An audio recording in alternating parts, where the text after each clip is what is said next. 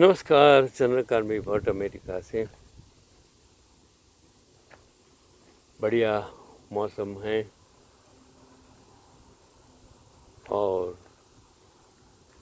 ये लोग जा रहे हैं, देख सकते हो आप।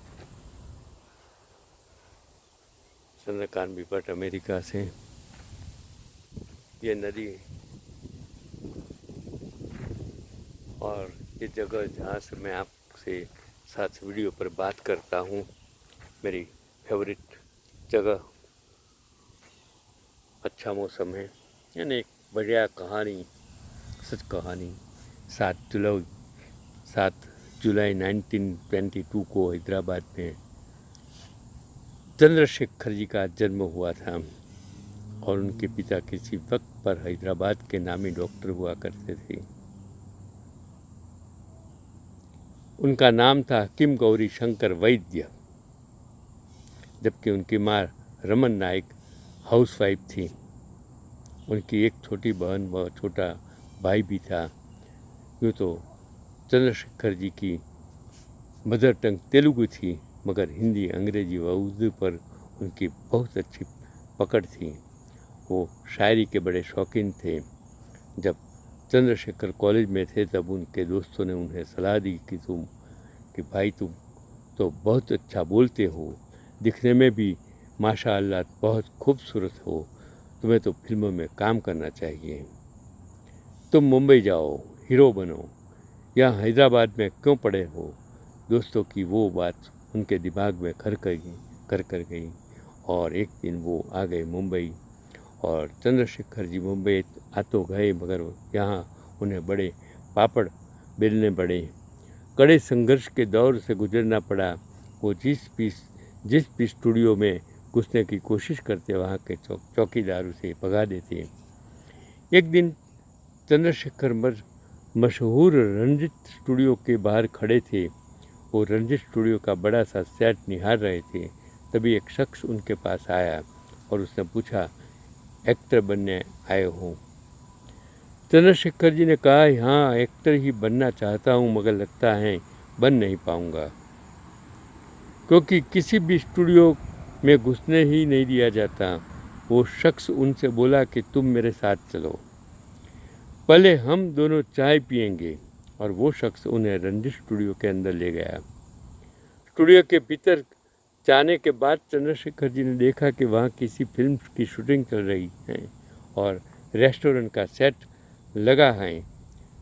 उस शख्स ने रंजित से कहा कि तुम इस टेम्पररी रेस्टोरेंट में बैठ जाओ और जितना मन हो उतने चाय पियो। फिर वो शख्स कहीं चला गया। अगले 3-4 घंटे तक चंद्रशेखर भी वहाँ बैठे रहे और चाय पीते रहे। और फिर एक जोर की आवाज़ आई, पैकअप। जैसे कि पैकअप हुआ, वो शख्स जो चंद्रशेखर जी को उस दिन रंजित स्टूडियो में अपने साथ अंदर लाया था, वो भी आ गया। उसने चंद्रशेखर जी को 1.5 रुपये दिए और कहा कि ये तुम्हारी आज की पेमेंट है, अब से तुम जूनियर आर्टिस्ट हो।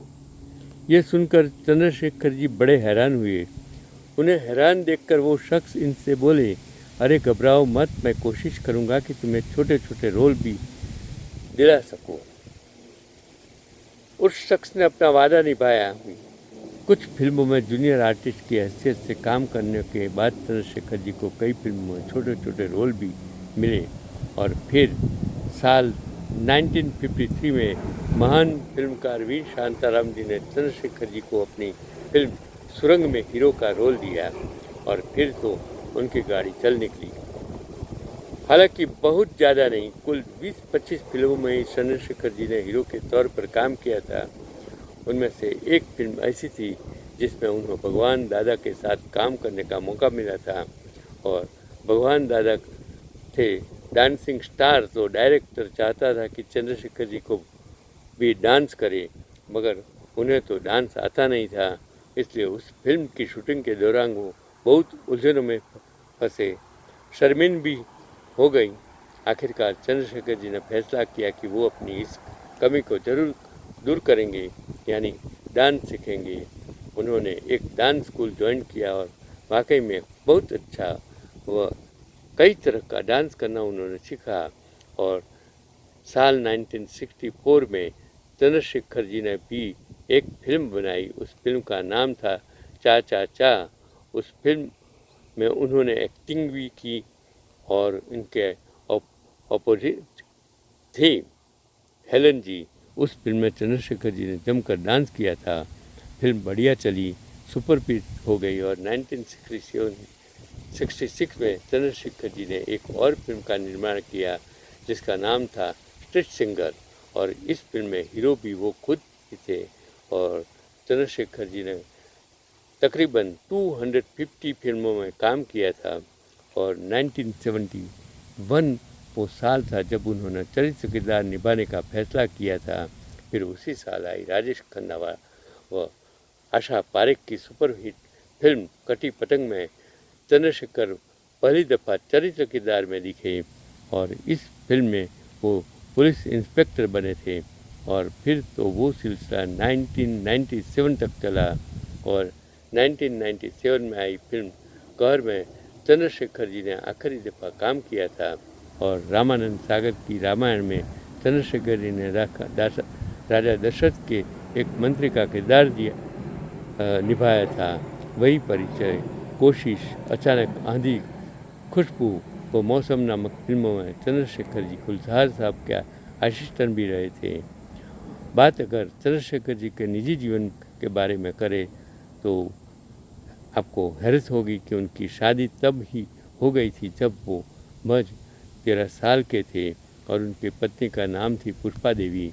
इन दोनों के 3 बच्चे हुए, एक बेटी व 2 बेटे। उनकी बेटी रेणु एक पैथोलॉजिस्ट हैं और अपनी खुद की पैथोलॉजी लैब चलाती हैं, जबकि उनके बड़े बेटे अशोक शेखर फिल्म इंडस्ट्री में ही काम करते हैं। वो फिल्मों व सीरियल्स डायरेक्टर व प्रोड्यूस करते हैं। जबकि चंद्रशेखर जी के छोटे पुत्र अनिल शेखर पिछले कई सालों से अमेरिका में कैलिफोर्निया में रहते हैं। और चंद्रशेखर जी की बेटी रेणु जी का एक बेटा यानी चंद्रशेखर जी का नाती भी एक्टर हैं और छोटे पर्दे का जाना पहचाना चेहरा है। उसका नाम है शक्ति अरोड़ा। और चंद्रशेखर जी के बड़े पुत्र अशोक शेखर के पुत्र का नाम है विशाल शेखर और विशाल शेखर इंडस्ट्री के नामी एड फिल्म मेकर हैं। और चंद्रशेखर जी की जब जिंदा थे तब ही उनके नाती पोतों के भी बच्चों को हो चुके थे, यानी चंद्रशेखर जी अपनी चौथी पीढ़ी को देख कर गए थे। 16 जून 2021 को 98 साल की उम्र में चंद्रशेखर जी की निधन हो गई। जो ये मैंने पढ़ा वो किस्सा टीवी वाले ने फेसबुक पर लिखा था, मैंने सोचा कि शायद आज तक के लोग, मेरे ज़माने के लोग, ऐसे ऐसे बंदे, एक्टर्स जिन्होंने उस ज़माने के दौर में इतने सालों तक फिल्म इंडस्ट्रीज में, सिनेमा में एक्टर की तरह भी काम किया, इंस्पेक्टर की तरह भी काम किया, अच्छे अच्छे किरदार निभाए, इनको हम जानते नहीं हैं। और शायद इसके लिए मैंने ये किस्सा टीवी वाले जो देते हैं उसमें से जो मुझे अच्छा लगा वो किरदार मैंने आप तक पहुंचाने की कोशिश की। ऐसे दुनिया में कितने लोग आते हैं, जाते हैं, कुछ करके जाते हैं, लेकिन दुनिया को कुछ पता ही नहीं होता है।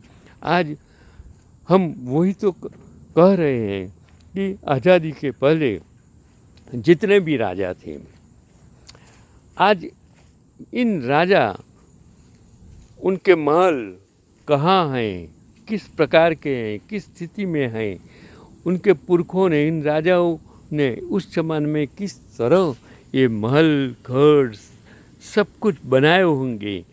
और उनके जो बच्चे आज कहाँ हैं, किसी को कुछ मालूम नहीं है।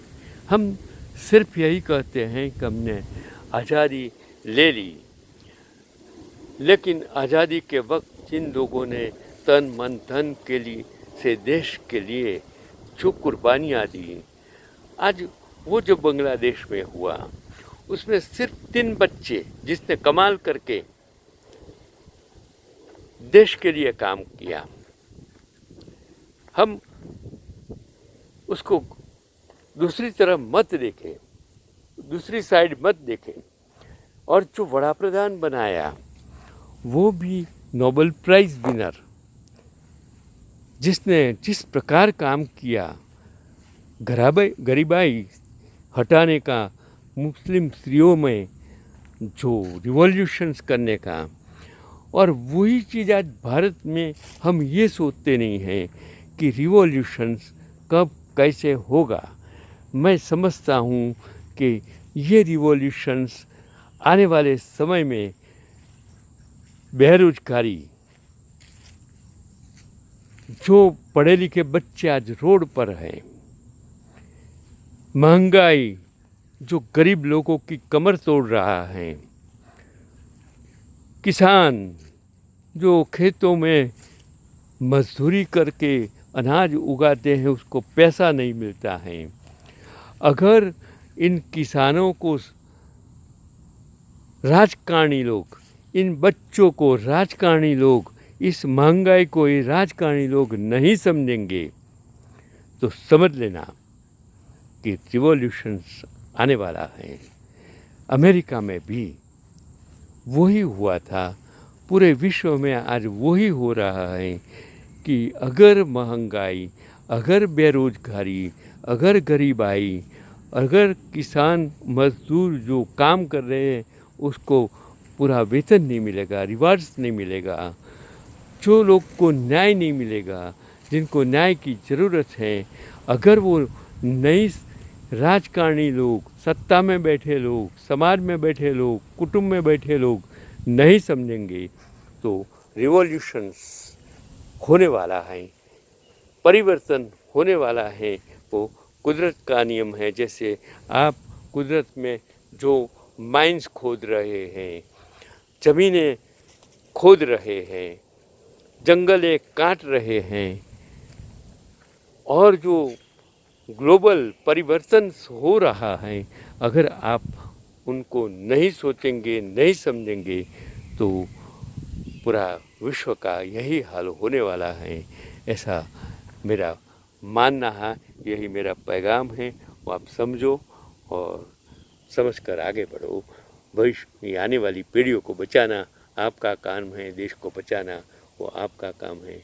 मेरा काम तो 80 साल हो गया, समाप्त होने वाला है, लेकिन मैं आप तक जो पहुंचाता हूं वो यूट्यूब पर, फेसबुक पर आप ज़रूर आगे आने वाली पीढ़ियों के लिए ये मेरा पैगाम होगा। मैं यूट्यूब को, फेसबुक को मैं सलाम करता हूँ कि मेरा ये पैगाम दुनिया के लोगों तक पहुँचाने का वो काम करते हैं, उनको मैं धन्यवाद देता हूँ।